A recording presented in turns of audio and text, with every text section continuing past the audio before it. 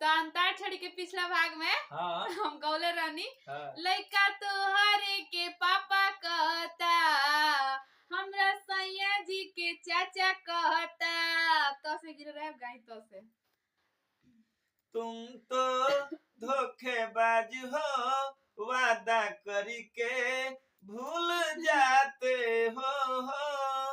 अरे रोज रोज तुम जो सनम ऐसे करोगे हम जरूर उठ जाएंगे तो हाथ मलोगे आहा तुम तो धोखेबाज हो वादा करके भूल जाते हो हंस गाओ हंसे हाँ गाते नहीं हई देखा हो बुढ़वा हम के बोलवता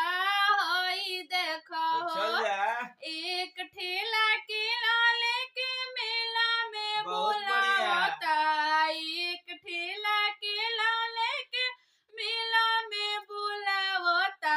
हई देखा हो केला छिल छिलकिया होता हई देखा हो। अब गिरल बा हर से गाई ना हई देखो हो हंस हाँ हमरे खातिर तोहरा के दुनिया में भेजोले बाड़े अरे हमरे खातिर तोहरा के दुनिया में भेजोले बाड़े भगवान बड़ी फुर्सत से तोहरा के बनौले बाड़े भगवान बड़ी फुर्सत से तोहरा के बनौले बाड़े तो बाड़े रो से गाओ चाहे न से गाओ न से सुना न से नैयार खेलल कूदल भाईल सब बेकारे माई काहे पियवा मोरले बाबेला ना के मारे माई पियवा मोरले बाबेला ना के मारे माई रोटी जब बनावे गईनी जर के भइल करिया सास हमर खाए चलली फेंक दियली थरिया तो बोलू कौन हम करी उपाय रे माई पियवा मरले बाबेला ना के मारे माई इसे गाई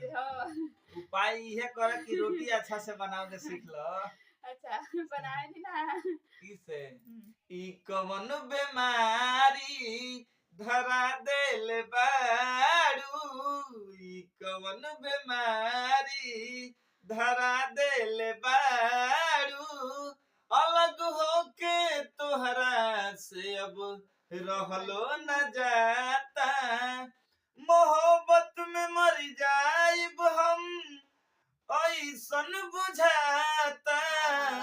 ई कवन बीमारी धरा देल बाड़ू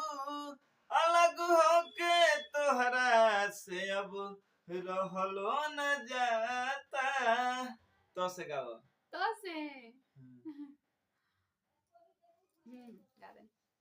तोहरा के देखनी दुल्हा